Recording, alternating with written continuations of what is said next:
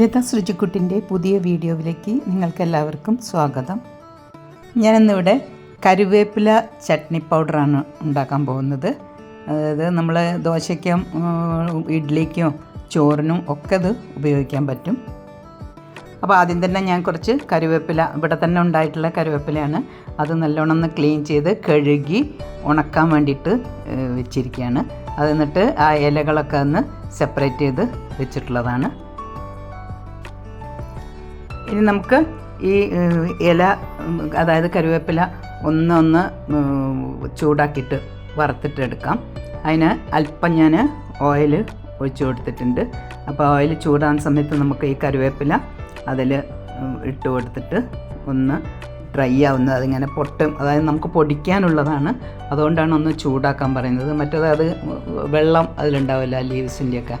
അപ്പോൾ അത് ഒന്ന് ഡ്രൈ ആക്കാൻ വേണ്ടിയിട്ട് നല്ല പോലെ ഒന്ന് ചൂടാക്കി എടുക്കണം.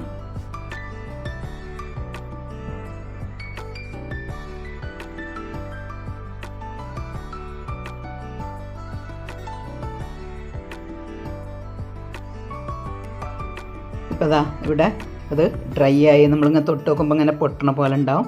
അപ്പം നല്ല ഡ്രൈ ആയിട്ട് കിട്ടിയിട്ടുണ്ട്. അതിന് ഞാനൊരു പാത്രത്തിലേക്ക് മാറ്റി കൊടുക്കുകയാണ്. ഇനി നമുക്ക് അതേ പാത്രത്തിൽ തന്നെ അല്പം ഓയിൽ ചേർത്ത് കൊടുക്കുക. അത് ഒന്ന് ചൂടായതിന് ശേഷം ഞാൻ അതിലേക്ക് ഒരു 2 ടേബിൾ സ്പൂൺ അല്ലെങ്കിൽ ഒരു 1/4 കപ്പ് നിലക്കടലയാണ് ഇട്ട് കൊടുക്കുന്നത്. നിലക്കടല ഇതുപോലെ ഒന്ന് എല്ലാം പൊടിക്കാനുള്ളതുകൊണ്ട് എല്ലാം ഒന്ന് ചൂടാക്കി എടുക്കണതാണ് ചെയ്യുന്നത്. അപ്പോൾ അത് ഒന്ന് നിലക്കടല ഒന്ന് ചൂടാക്കിയിട്ട് എടുക്കണം. ഇത് ഞാൻ വറുത്ത നിലക്കടല തന്നെ ഉപയോഗിക്കുന്നത്, അപ്പോൾ വെറുതെ ഒന്ന് ചൂടാക്കുന്നേ ഉള്ളൂ.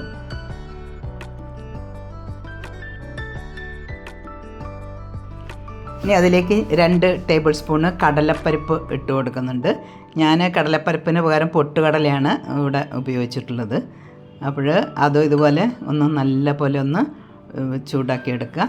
അതിനുശേഷം ഞാൻ അതിലേക്ക് 1 ടേബിൾ സ്പൂണ് വെളുത്ത എള്ള് ചേർത്ത് കൊടുത്തിട്ടുണ്ട്. അതും ചേർത്ത് കൊടുത്തതിന് ശേഷം നല്ല പോലെ ഒന്ന് ചൂടാവുന്നത് വരെ വറുത്തെടുക്കുക.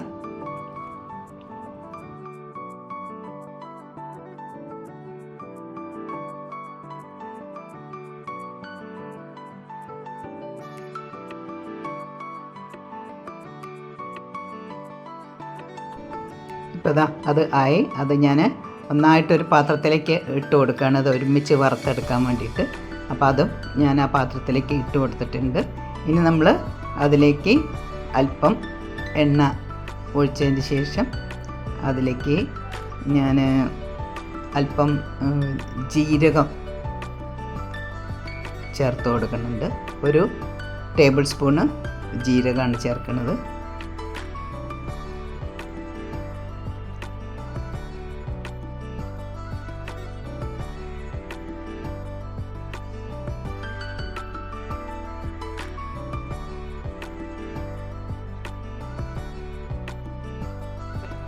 ജീരകം ഒന്ന് പൊട്ടി വരുന്ന സമയത്ത് അതിലേക്ക് നിങ്ങൾക്ക് വെളുത്തുള്ളി ഉപയോഗിക്കുന്നവരാണെങ്കിൽ നിങ്ങൾക്ക് വെളുത്തുള്ളി ചേർക്കാം. ഞാനിതിൽ വെളുത്തുള്ളി ചേർത്തിട്ടില്ല. ഒരു 4-5 അല്ലി വെളുത്തുള്ളി ചേർക്കാം.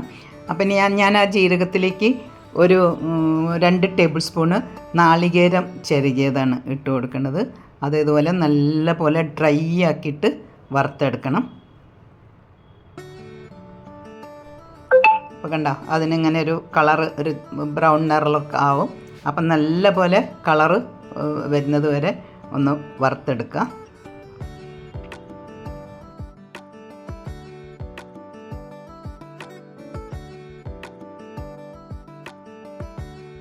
ഇപ്പോൾ ഇതാ നാളികേരം ആയിട്ട് അത് ഞാൻ പാത്രത്തിൽ നിന്ന് മറ്റേ ഇതിലേക്ക് മാറ്റി കൊടുത്തു. ഇനി നമുക്ക് അതേ പാനിൽ തന്നെ അല്പം ഓയിൽ ഒഴിച്ചിട്ട് ഞാൻ ഒരു 2 ടേബിൾ സ്പൂണ് ഉഴുന്നുപരിപ്പ് ഇട്ട് കൊടുത്തിട്ടുണ്ട്. അതിലേക്ക് ഒരു 5-6 ചുവന്ന മുളകും കൂടി ഇട്ടിട്ട് അത് ഇതുപോലെ നല്ല പോലെ ഒന്ന് വറുത്തെടുക്കുക.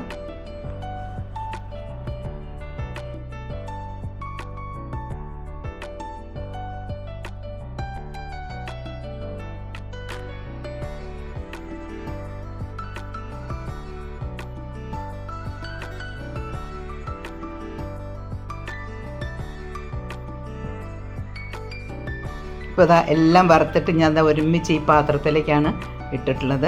ഇനി അത് നമ്മൾ തണുക്കുന്ന സമയത്ത് നമുക്കത് ഒരുമിച്ചൊന്ന് പൊടിച്ചെടുക്കണം. ഇനി അതിലേക്ക് ഞാൻ പൊടിക്കുന്നതിൻ്റെ മുമ്പ് തന്നെ അതിലേക്ക് ഒരു ടീസ്പൂണ് മുളക് പൊടി, അതായത് ഈ ചട്നിപ്പൊടിക്ക് ഒരു കളറൊക്കെ കിട്ടാൻ വേണ്ടിയിട്ടാണ് ഒരു ടീസ്പൂണ് മുളക് പൊടി ചേർത്ത് കൊടുത്തിട്ടുണ്ട്. അപ്പോൾ പിന്നീട് ചേർത്തിട്ടുള്ളത് ഒരു ടീസ്പൂണ് മല്ലിപ്പൊടിയാണ്. പിന്നെ ആ മല്ലിപ്പൊടി ചേർത്തതിന് ശേഷം അതിലേക്ക് ഞാൻ അല്പം റോ മാംഗോ പൗഡർ ചേർത്ത് കൊടുത്തിട്ടുണ്ട്. പിന്നെ ആവശ്യത്തിനുള്ള ഉപ്പും ചേർത്തിട്ടുണ്ട്. റോ മാംഗോ പൗഡർ ഇല്ലയെന്നുണ്ടെങ്കിൽ നിങ്ങൾ കുറച്ച് പുളി ചേർത്ത് കൊടുത്താലും മതി. കാരണം ചട്നിക്ക് കുറച്ച് പുളിയും കൂടി ഉണ്ടെങ്കിൽ നല്ല ടേസ്റ്റ് ആയിരിക്കും. അപ്പോൾ അതുകൊണ്ടാണ് ഞാനത് ചേർത്തത്. അപ്പോൾ അത് തണുത്തതിന് ശേഷം നമുക്ക് ഒരു മിക്സിയിലിട്ടിട്ട് അത് പൊടിച്ചെടുക്കുകയാണ്. ഞാൻ പകുതിയായിട്ടാണ് പൊടിക്കുന്നത്.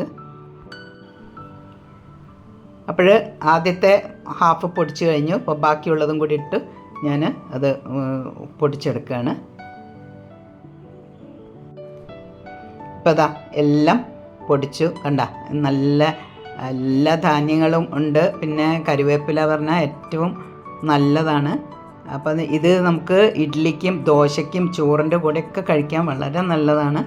അപ്പോൾ ഇതാ കണ്ട ഇത് ഇനി നമുക്കത് എന്താ ചെയ്യുന്നത് വെച്ചാൽ നല്ല ഡ്രൈ ആയിട്ടുള്ള ഒരു ബോട്ടിലിൽ നമുക്ക് എടുത്തു വയ്ക്കാം. ഇത് ഡ്രൈ എല്ലാം നല്ല ഇതിൽ വറുത്തൊക്കെ എടുത്തതായതുകൊണ്ട് അങ്ങനെ കേടുവരൊന്നുമില്ല.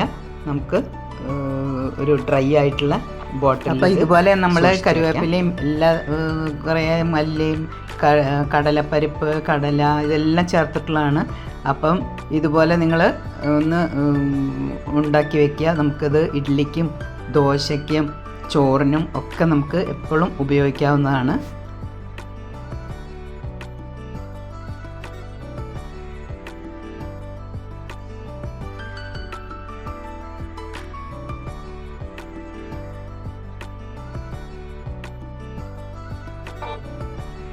കണ്ടപ്പോൾ ഏകദേശം അതാ ഒരു ബോട്ടിൽ നിറയെ ഉണ്ടാക്കി കിട്ടിയിട്ടുണ്ട്.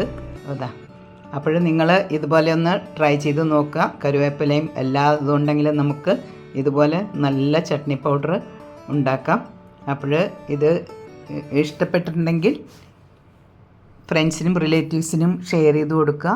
ആദ്യമായിട്ടാണ് കാണുന്നതെങ്കിൽ ഒന്ന് സബ്സ്ക്രൈബ് ചെയ്യണേ. തൊട്ടടുത്തുള്ള ബെല്ലൈക്കൺ കൂടി എനേബിൾ ചെയ്ത് ഓൾ എന്ന് ക്ലിക്ക് ചെയ്താൽ ഞാനിടുന്ന വീഡിയോസിൻ്റെ നോട്ടിഫിക്കേഷൻസ് നിങ്ങൾക്ക് കിട്ടുന്നതായിരിക്കും.